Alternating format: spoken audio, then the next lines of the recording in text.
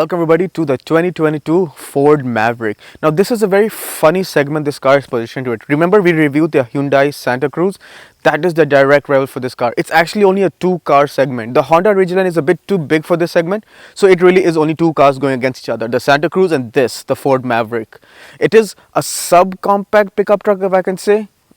It's a very gray area, gray space, but I think it's a very formidable vehicle. Let's see how this truck is. The rear of the Maverick, as you can see, is pretty simplistic. It's got all the truck looks. It's got some cladding in the back. It's got nice footsteps in the back, and the tailgate does fold open. There is some cuts and creases on the tailgate with Maverick, embossed, or the emblem on the tailgate. A very big Ford logo and an all-wheel drive logo as well.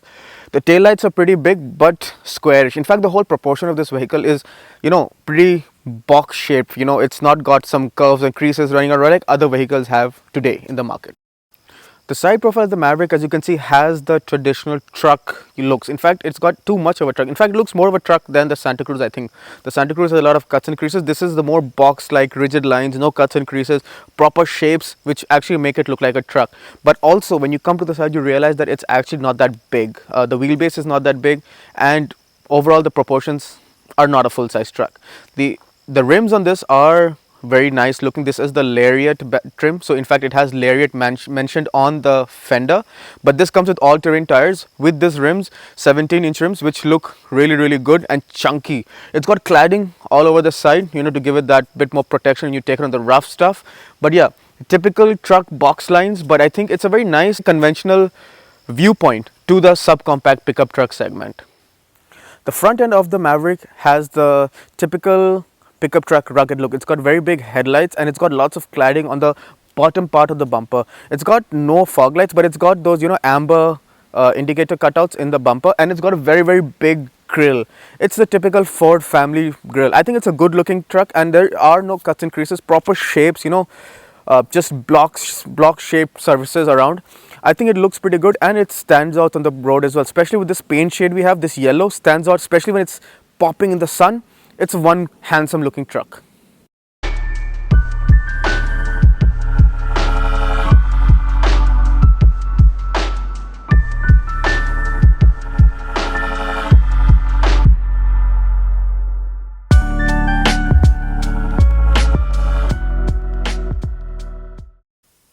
Now we're inside the Ford Maverick, and you can see it's a very utility truck inside. No fancy gimmicks like the Santa Cruz. Everything is literally flat surface around here. So this is flat, this is flat, this is flat, this is flat. Everything is flat around here, but it's functional. It might not be as fancy, not as bling as a Santa Cruz. There's no gloss black. Everything is a material that is actually pretty rugged, and it's got all the basic stuff. So this is a 10-inch screen with Apple CarPlay and Android Auto. It's touchscreen as well.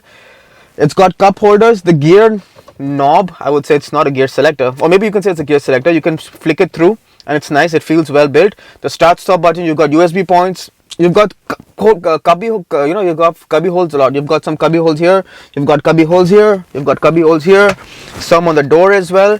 Lots of stuff, lots of space to put your stuff around. You've got this usage of this copper finish metal look-alike. Obviously it's not the real metal, but the metal with the exposed screws give it that a bit more rugged approach that Ford is approaching with this vehicle. And again, it's more function than form, but I like the way that Ford has stuck to their belief that they want to make this a rugged truck. The place is very nice to be. It's good to drive, and the seats are really nice as well, really comfortable. You can do long journeys, and this is not actually black. So after a long time, I've seen a very colored sort of texture on the dash. So it's when the light shines on it, it's actually blue. So it's visible on the seat as well. So the brown and the blue. This is the similar brown that you can find on the door accents, as I said, like the grab handle. But yeah, it's unique and it's nice. The dials are regular. It's got a big TFT screen in the middle that shows all your information, and it's got analog tacho and speedometer as well. One funny thing though, when you're following a vehicle, the MID does not show a Maverick. It shows an F-150. Now that's only something that a keen enthusiast would find. Layman would not understand this, but that kind of irks me. All the other pictures, whenever you're doing anything, it shows a Maverick, but when you're following someone in traffic, the adaptive cruise control, it shows that it's an F-150. Come on, Ford, you should have at least just shown a bit more effort and just put a Maverick in that picture. The steering is nice, it's pretty big, it's got nice thumb contours, no paddle shifters here, but it's got all the cruise control functions and the volume buttons. And yeah, as I said, nothing crazy, but it does the job and it's functional, which is really appreciative of Ford to stick to their theory that they wanted to make something look rugged, and they've stuck on it by the whole interior inside here. Now I'm in the rear of the Maverick. As you can see, the backrest is really upright, it's not adjustable. Legroom is good, it's for my driving height, so I have enough room. There's seat back pockets as well. There's a proper plug point in the back and USB ports. Legroom is good, headroom is good, width is also okay, but I would say the middle passenger is not welcome here because it's got a foot hump as well. This seat also rolls back up so you can put stuff inside. Sunroof, the window's a bit small, it's squarish, plus this has the privacy glass option, so which makes it even darker. I like the grab handle, which is in the same in the front, the copper with the exposed screws. But yeah, it's not a bad place to be inside. Maybe perhaps the backrest is a tad too upright. If this could be tilted, maybe it would have been a bit more comfortable inside here. Now I'm behind the wheel of the Ford Maverick. Let's see how this car drives. Slot the rotary lever into drive and you set off, and you instantly realize this car has good low-end torque. It has a 2-liter EcoBoost engine, turbocharged, that produces 250 horsepower.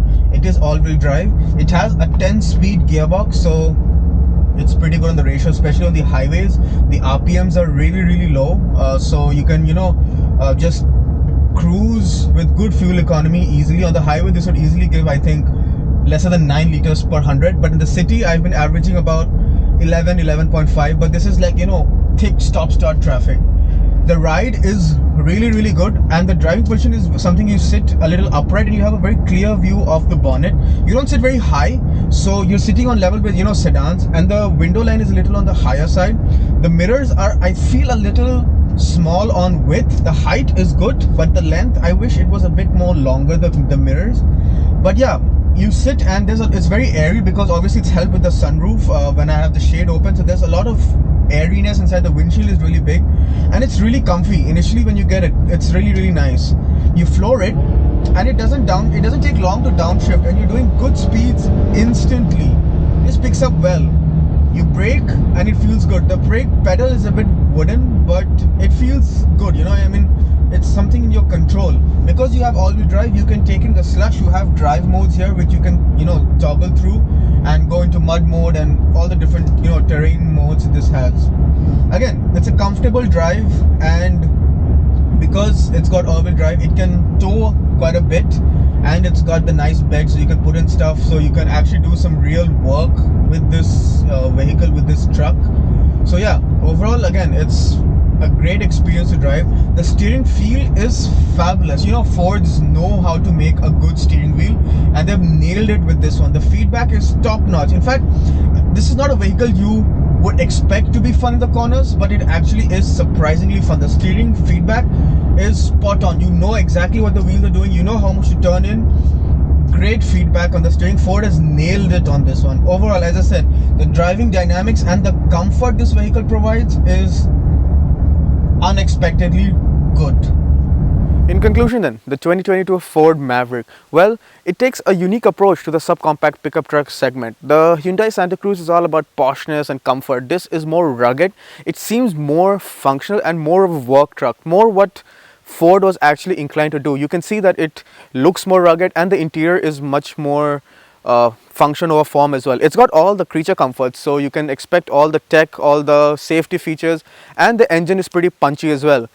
What else do you need? At around $35,000 Canadian for the top variant Lariat, it actually makes it seem very value for money, and perhaps that's why this car has a huge waiting period. If you want one, you might want to book one soon.